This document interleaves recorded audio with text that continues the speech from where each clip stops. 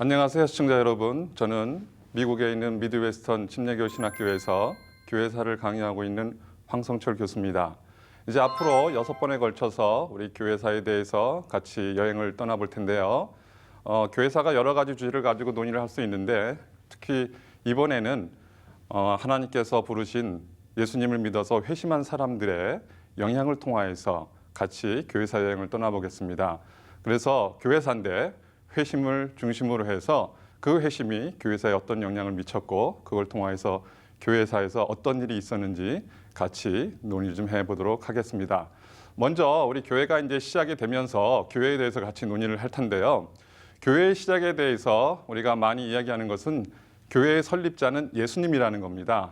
우리가 잘 아는 마태복음 16장 18절 말씀에 보면 예수님께서 사도 베드로의 고백 위에서 내가 내 교회를 반석 위에 세운다고 말씀하시는데 그 반석은 바로 사도 베드로의 고백, 주는 그리스도시요 살아계신 하나님의 아들이십니다라는 그 고백 위에 주님께서 교회를 세우겠다는 그 말씀에 따라서 주님께서 주님의 교회를 세우신다고 우리가 고백을 합니다. 그래서 주님께서 이 땅에 오셔가지고 하신 말씀과 주님께서 이 땅에서 이루신 속죄를 바탕으로 해서 주님께서 세우신 그 교회를 우리가 같이 역사를 따라서 살피는 것이 교회사입니다. 이렇게 교회가 시작이 되었는데요. 이때 이 교회를 시작한 설립자가 예수님이라고 그렇게 하면은 그 뒤를 이어서 예수님을 만나고 예수님 만나서 회개하고 또 믿음으로 회심을 체험한 자들에 의해서 주님의 몸된 교회가 또 세워지는 것을 볼 수가 있습니다. 이것을 우리가 계속 추적해 가는 것이 교회사를 연구하는 방법 중에 하나인데요. 우리가 교회사에 대해서 이야기를 하면서 교회를 세우신 분이 예수님이라고 그렇게 얘기를 하면 교회 세움에 있어서 제2의 설립자라고 얘기할 정도로 초대교회 설립에 있어서 중요한 그러한 역할, 사명을 감당하신 분을 우리가 사도 바울이라고 그렇게 이야기를 합니다. 사도 바울의 회심으로 인하여서 우리가 볼 수 있고 또 기대할 수 있는 것은 그분의 회심으로 인하여서 교회가 세워지는 것을 볼 수가 있습니다. 그래서 소아시아를 중심으로 해서 유럽까지 나중에 주님의 몸된 교회가 지교회로 세워지는 것을 우리가 볼 수 있는데요. 그가 그렇게 교회를 세우기 위해서 1차, 2차, 3차까지 전도 여행을 한 것을 우리가 잘 알고 있고 그리고 또 나중에 13개의 성경을 각 교회에 보내는 서신을 기록했다는 점에서 또 교회에 있어서 굉장히 중요한 인물로서 우리가 생각하지 않을 수 없습니다. 사도 바울의 회심에 대해서는 먼저 우리가 사도행전 9장과 그리고 사도행전 22장 그리고 29장 말씀에 이렇게 기록되어 있는 것을 봅니다. 사도 바울은 원래 예수님을 믿는 사람이 아니었죠. 예수님을 믿는 사람들을 오히려 핍박하는 사람이었습니다. 그런데 그렇게 예수님을 믿는 사람들이 다메섹에 많다라는 그런 얘기를 듣고 그들을 붙잡으러 가는 다메섹 도상에서 사도 바울은 예수님을 만나게 되고 그 과정에서 그가 회심을 체험하게 되는 것을 볼 수가 있습니다. 그가 회심한 그 결과로서 그는 더 이상 예수님을 믿는 사람들을 박해하지 않게 되는 것을 볼 수가 있고요. 그리고 이제 예수님을 믿고 예수님께서 그를 부르신 목적에 따라서 예수님을 온 세상을 향해 전하며 또 그를 통하여서 주님의 몸된 교회를 세우며 또 계속해서 몸된 교회를 또 지도하는 것을 볼 수가 있습니다. 이런 점에서 그가 제2의 설립자라고 얘기를 할 수 있겠고 그리고 또 사도 바울이 그렇게 제2의 설립자로 될 수 있었던 것은 주님을 만나는 회심의 사건이 있었기 때문이라고 우리가 말할 수 있습니다.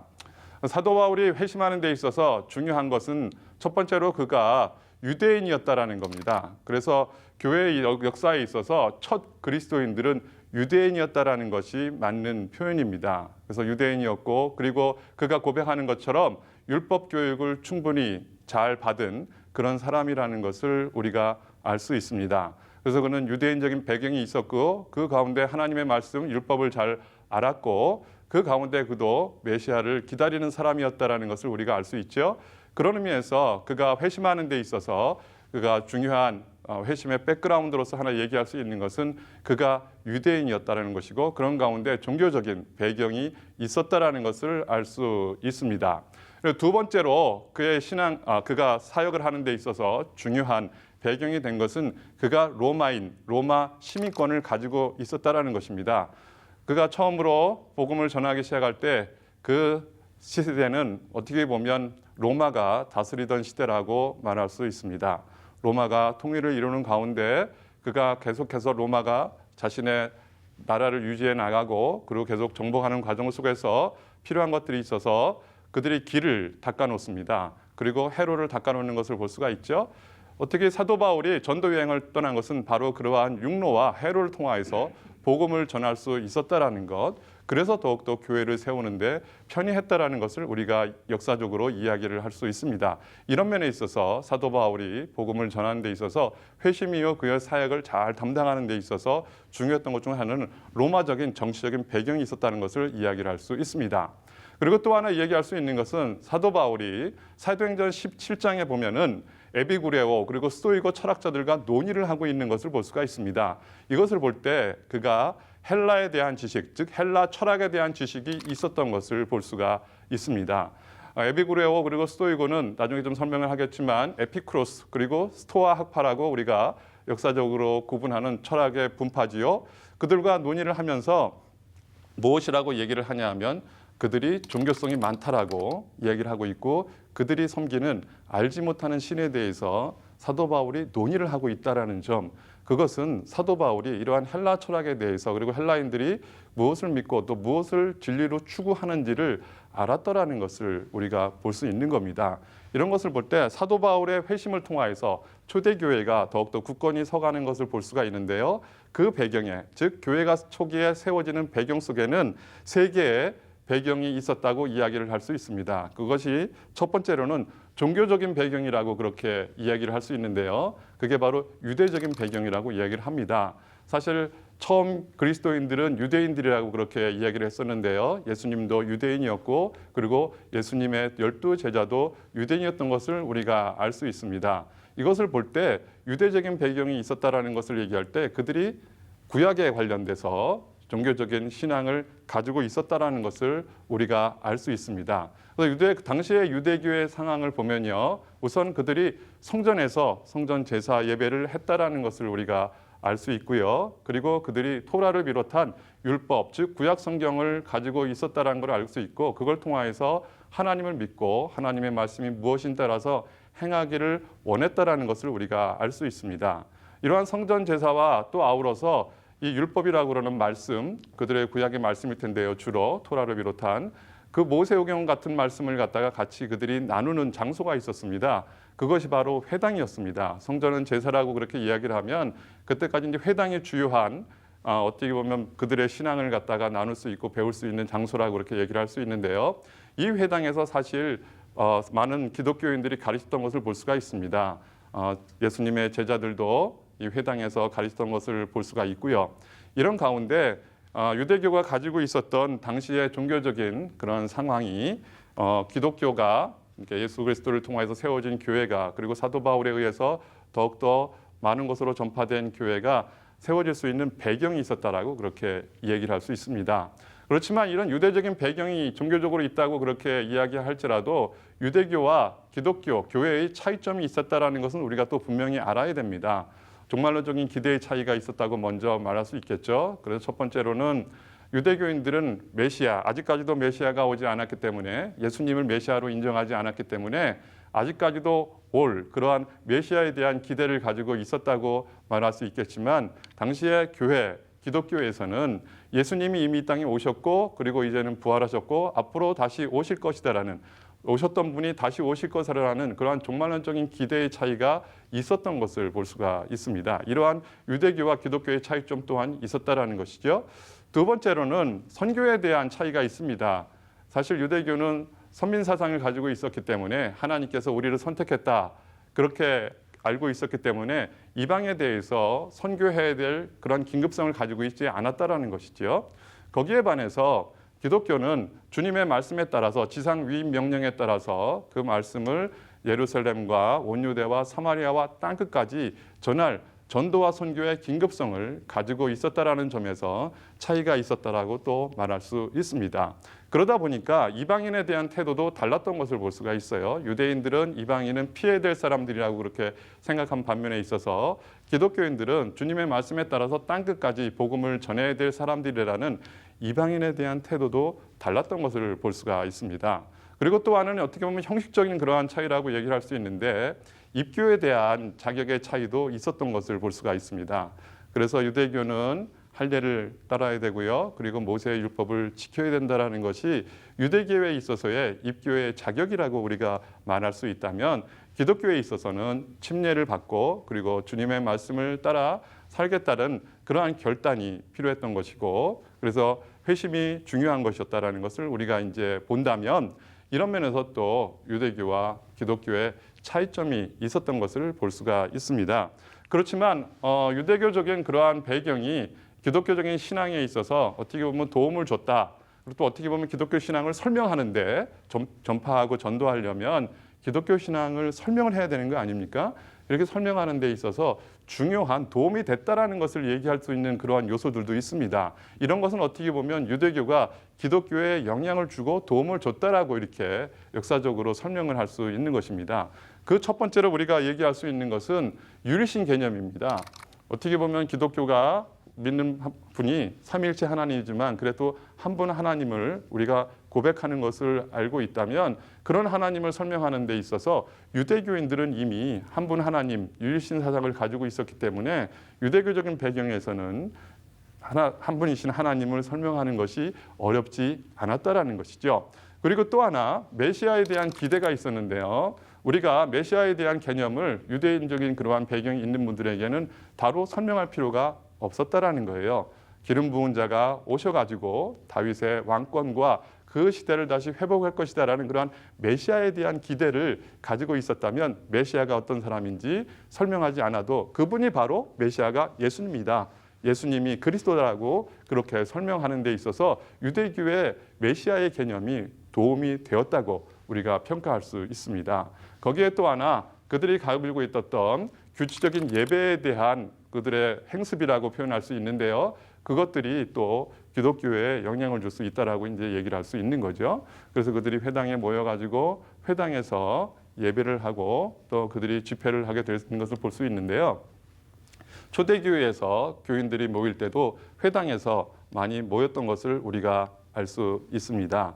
그러면서 이것이 어떻게 보면 기독교에 영향을 미친 것이 있다라고 얘기할 수 있는데 예배에 대한 요소입니다. 우리가 전통적으로 예배를 드릴 때 기도하고 그리고 찬양하고 헌금 드리고 말씀 듣고 또 찬양하는 이런 순서가 이렇게 전통적인 순서가 있는데요. 이런 순서는 먼저 회당의 유대인들이 예배를 할 때 그들이 모임 속에서 이런 순서가 있었다고 그러고 이런 요소들이 있었다고 하는 것이지요. 그래서 기독교인들이 처음에 예배를 할 때 회당에 모여서 복음을 전하기도 하고 또 예배를 하면서 그런 순서에 대한 어떻게 보면 절차라고 그럴까요? 그런 형식이 정해지는데 영향을 받았다고 우리가 이야기를 할 수 있습니다. 이런 면에 있어서 유대교가 기독교에 대한 영향 또 기독교가 기독교 신앙이 가지고 있는 하나님에 대한 우리의 신앙과 또 메시아로서의 예수님에 대한 전파와 그리고 어떻게 그 말씀대로 살아야 되는지 그리고 구체적으로 우리가 예배를 하게 되는 데 있어서 유대교적인 그런 배경이 있었기 때문에 설명을 하거나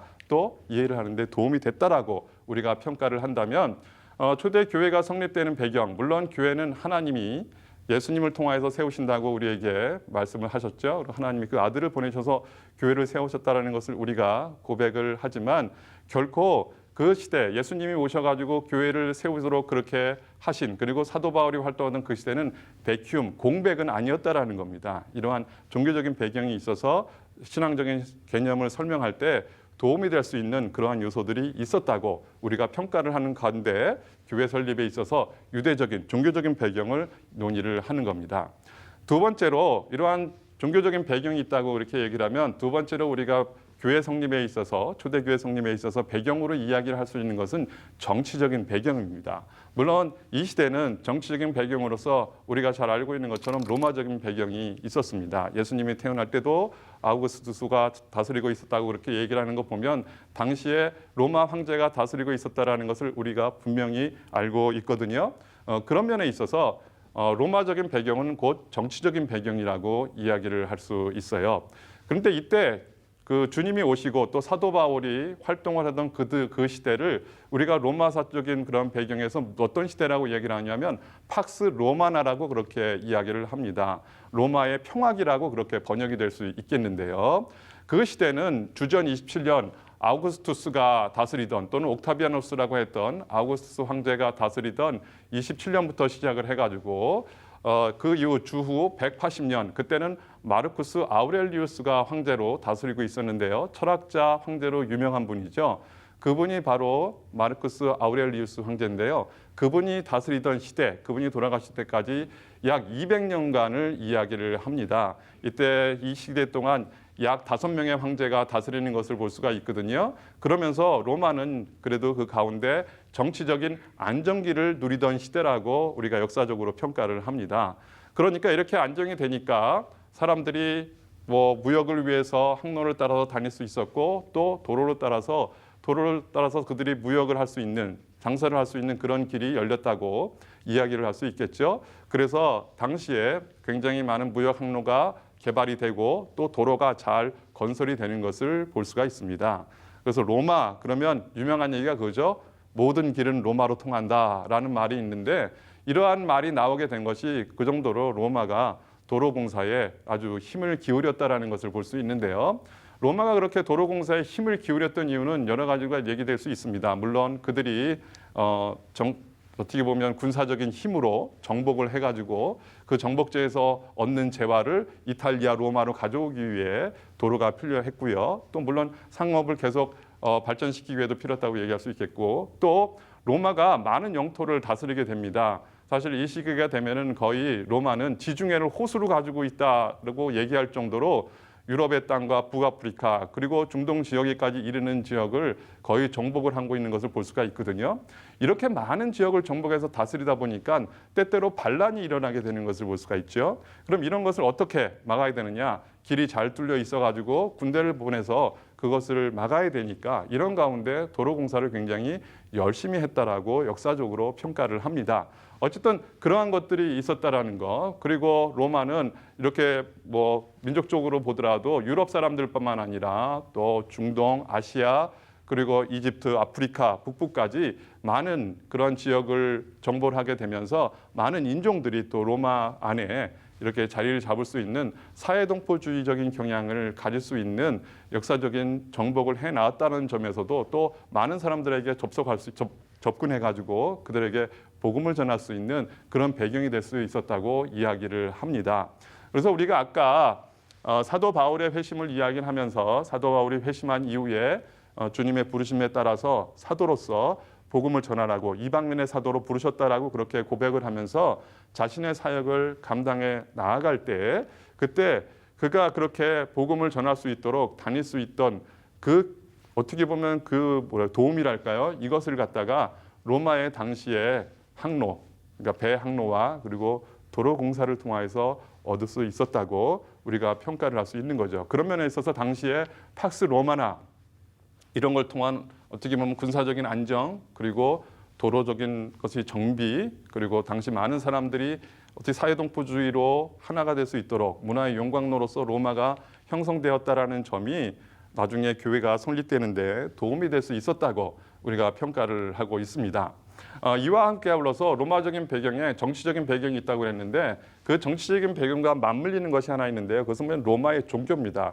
로마의 종교는 국가 종교라고 그렇게 이야기를 할 수 있거든요. 국가 종교라는 것은 황제를 숭배한다라고 그렇게 이해하면 굉장히 쉽게 이해할 수 있겠는데요. 그러한 황제를 숭배하는 신앙이 있었는데 사실 이 황제를 숭배하는 신앙이 당시에 로마 군사들을 비롯해 가지고 당시에 로마 사람들에게 많은 구원에 있어서 힘을 주지 못했던 것을 볼 수가 있습니다. 그래서 로마에는 이방 종교들이 신앙으로서 많이 유행을 했던 것을 볼 수가 있습니다. 그래서 데모신을 섬기는 큐벨레 신앙도 있었고요. 그 다음에 이집트에 부활에 대한 신앙이 있었던 오리시스와 이시스 이러한 신을 섬기는 것도 들어왔고요. 그 다음에 이제 미트라스라고 그래서 빛으로서 승리의 신을 섬기는 그러한 전통이 있었고 신앙적인 경향이 있었다고 얘기를 할 수 있는데 그 이유는 바로 국가 종교하고 영향이 있는데 이들이 군사로 나가서 전쟁을 하는 과정에서 어떻게 보면 그 생명을 어떻게 보면 두고 전쟁하는 과정이라고 이야기를 할 수 있는데 그 과정 속에서 정말 자신의 구원, 자신의 영혼, 자신의 목숨을 의지할 수 있는 그 신에 대해서 얘기를 할 때는 황제에 대한 숭배보다는 당시에 민간에 유행하고 있었던 이렇게 구원을 줄 수 있고 다시 살 수 있고 승리를 주는 그런 신에 대한 의지를 그들이 필요로 했다라는 것, 이러한 신비 종교에 대한 그들의 귀의 같은 것들이 나중에 그들에게 진정한 구원이 뭐고 진정한 진리가 무엇인지를 그들에게 제시하는 기독교의 복음 전파가 그들에게 영향을 줄 수 있었다라는 우리에게 배경이 될 수 있는 거거든요. 이런 면에 있어서 국가적인 그 종교적인 차원이 아닌 어떻게 보면 국가적인 차원의 정치적인 배경이라고 할 수 있는데 그것이 국가 종교와 맞물려서 당시의 로마의 정치적인 배경이라고 얘기를 할 수 있겠습니다. 이렇게 우리가 교회 설립의 배경에 있어서 두 가지를 얘기를 했는데요. 먼저 종교적인 배경과 정치적인 배경을 이야기를 하는데 그 다음에 이제 문화와 사상에 대한 배경으로 이야기를 할 수 있는 것이 그리스, 즉 헬라적인 배경입니다. 당시에 많은 사람들이 헬라 철학, 아까 우리가 사도 바울이 에비그로스 또 스토이고 철학자들과 논의를 하고 있는 것을 볼 수가 있잖아요. 그렇게 철학자들이 그리스를 중심으로 해서 헬라의 사상으로 하나가 되어가는 그런 가운데 많은 영향력을 주었다고 우리가 평가를 할 수 있는데 그러다 보니까 이제 헬라의 철학이 당시에 기독교 신앙의 진리를 설명하는 데 있어서 진리관에 대한 그 제공 또는 진리를 갖다가 그들이 추구하고 사랑하는 가운데 있으니까 거기에 기독교의 절대적인 진리를 제공할 때 그들이 기독교를 수용할 수 있는 그러한 배경이 될 수 있었다고 이야기를 하는 겁니다. 그래서 그 당시에 플라톤주의나 플라톤의 철학을 얘기하는 거죠. 그 다음에 아까 얘기했던 스토이고 즉 스토아 학파의 철학이 있었고요. 금욕을 굉장히 강조하고 그것으로서 삶에 대한 지혜를 진리를 로고스를 얘기하던 학파라고 얘기할 수 있고요. 그 다음에 이제 에피쿠로스 학파라고 이제 얘기했으니 여기는 이제 쾌락을 추구하는 그런 당시의 철학적인 배경이었다고 이제 이야기를 하는데요. 그 사람들의 철학도 당시에 유행을 하고 했다고 이야기를 할 수 있습니다. 그 다음에 이제 회의주의도 있습니다. 회의주의는 진리가 이것도 아니고 저것도 아니고 과연 진리가 있는 것이냐라고 그래서 진리의 어떤 절대적인 진리에 대한 회의를 품는 그런 철학적인 경향이라고 얘기를 할 수 있는데요. 이들에게 대해서 필요했던 것은 확실한 진리였다고 얘기를 할 수 있다면 물론 이제 철학이라는 것에 대한 정의가 필라소피 즉 진리에 대한 사랑, 진리에 대한 추구 아닙니까? 그랬을 때 그들에게 절대적인 진리를 제공했을 때 그들을 통해서 헬라인들이 가지고 있었던 절대적인 진리에 대한 개념을 우리가 더 보편적으로 쉽게 설명할 수 있는 배경이 될 수 있었다는 측면에서 헬라 철학이 당시의 사상적인 측면에서 교회가 설립되는 데 있어서 중요한 배경이 됐다라고, 배경이 하나의 요소였다고 우리가 평가를 합니다. 그 다음에 이제 헬라적인 배경으로 또 하나 얘기를 할 수 있는 것은 코인의 헬라어입니다. 신약 성경이 기록된 것이 우리가 잘 알고 있는 고전 헬라어 또는 신약 성경 헬라어 또는 그것을 우리가 역사적으로는 코인의 헬라어라고 그렇게 얘기를 하는데 당시에 그걸 통하여서 많은 사람들이 의견을 주고받으며 또 자신들의 생각을 나누고 또 사상을 나누고 그럴 때 우리의 그 당시에 많은 사람들이 기본적으로 사용하는 언어가 바로 코인의 헬라어였다고 그렇게 얘기를 한다면 신약 성경이 코인의 헬라어로 기록됨으로써 사람들에게 기독교의 진리를 전할 수 있는, 그래서 이것들이 어떻게 보면 많은 사람들이 다 알고 있는 그런 언어, 기본적인 언어이기 때문에 통일할 수 있는 언어이기 때문에 이걸 통하여서 복음을 알릴 수 있는 그런 배경이 되었다고 우리가 헬라적인 평가를 역시 기독교가 성립되는 데 있어서 중요한 배경의 하나라고 평가를 하고 있습니다. 자, 이렇게 이야기를 하면 기독교의 성립에 있어서, 즉 교회가 세워지는 데 있어서 이러한 배경들이 있었다. 말씀드렸던 것처럼 종교적인 배경이 있었고 또 정치적인 배경이 있었고 문화적인 배경이 있었다라고 그렇게 이야기를 할 때 기독교는 그러면 그런 가운데서 이렇게 종합돼서 세워진 거네요 라는 오해가 생기기 쉽습니다. 그러나 교회가 세워질 때 그때가 베이컴, 즉 아무것도 없는 상태가 아니었다라고 그렇게 얘기를 할 수 있는 이유는 우리가 신앙적인 해석을 또 해야 되는 거거든요. 역사에 있어서는. 그럴 때 우리가 갈라디아서 4장 4절에 있는 말씀을 인용을 합니다. 그 말씀에 보면은 때가 참에 하나님이 그 아들을 보내셨다라는 말씀을 하고 있어요. 하나님께서 인류를 구원하시기 위해서 아들을 보내줄 때 그냥 아무 때나 보내신 것이 아니고 때가 찼다라고 말씀하시고 그것은 하나님이 준비하신 때가 있다라는 그러한 표현이고 그럴 때 역사적인 순간이 있었다고 얘기를 할 수 있는 것이고 그 순간들이 방금 우리가 얘기했던 유대교적인 그러한 신앙과 종교적인 부분과 그 다음에 로마에 통일된, 그래서 다닐 수 있도록 그들이 하나가 될 수 있도록 그 당시에 정치 체제를 잡아준 것과 그리고 역시 어떻게 보면 언어로 서로 의견을 나눌 수 있는 그러한 하나됨과 그리고 사상의 진리를 찾는 그러한 사람들의 마음을 그들에게 주어서 이제 주님이 오셔가지고 주님이 바로 참 진리이면서 그분이 바로 진정한 구원을 주시는 분이고 그분이 바로 여러분이 기다리던 메시아라는 그러한 이야기를 했을 때 그들이 복음을 듣고 그래서 그걸 통하여서 회심하는 그런 결과를 낳을 수 있는 때, 그러한 때를 하나님께서 계획을 하셨고 그 가운데 주님을 보내셨고 그런 가운데 교회를 세우게 하셨다라는 평가를 하고 있는 것입니다. 그런 면에 있어서 중요한 것은 어떻게 보면 우리가 볼 때 굉장히 사상적인 것, 종교적인 것, 문화적인 그러한 유사성을 우리가 발견할 수 있다고 이야기를 할 수 있겠어요. 기독교 신앙과요. 그러나 정말 중요한 것은 이러한 것들이 교회를 세우는 데 있어서 하나님의 섭리로 다 예정된 가운데 그런 가운데 주님이 오셔가지고 교회를 세울 수 있는 배경이 되었다라는 것을 우리가 신앙적으로 고백하고 신앙적으로 해석하는 것이 중요하다라는 것입니다. 자, 이렇게 해서 교회가 세워졌다고 이렇게 얘기를 할 수 있는데요. 또 교회가 계속 세워졌다고 또 세워지고 있었다라고 이야기를 할 수 있는데 아까 얘기했던 것처럼 교회가 처음 1세기에 등장을 했을 때 그 시대는 어떻게 보면 지리적으로 그리고 정치적으로는 로마의 영향권 안에 있었던 시대라고 얘기를 할 수 있겠고 그런 면에 있어서 교회가 이제 로마의 영향 속에서 그들의 신앙을 전도하면서 세워지고 있던 시대라고 이야기를 하면 이제 로마와 인터액션을 할 수밖에 없는 어떻게 보면 그런 시대에 접했다고 평가를 합니다. 그랬을 때 로마와 처음 우리 기독교가 만났을 때 처음으로 로마가 기독교에 대해 보여준 자세는 바로 박해였습니다. 그러니까 네로 황제를 우리가 기억하면 잘 알 수 있겠죠. 네로 황제로부터 벌써 어떻게 보면 60년대 아닙니까? 그때부터 박해가 있었고 이러한 네로 황제의 박해 때 우리가 잘 알고 있는 사도 베드로나 사도 바울이 순교를 하게 되는 것을 볼 수가 있습니다. 그래서 처음 기독교가 이 세상에 와서 그 세상에 들어가서 복음을 전하는 가운데 로마를 만났는데 로마 시대에 그들의 관계 속에서 로마로부터 받았던 것은 박해와 핍박이었다라고 이야기를 할 수 있겠습니다.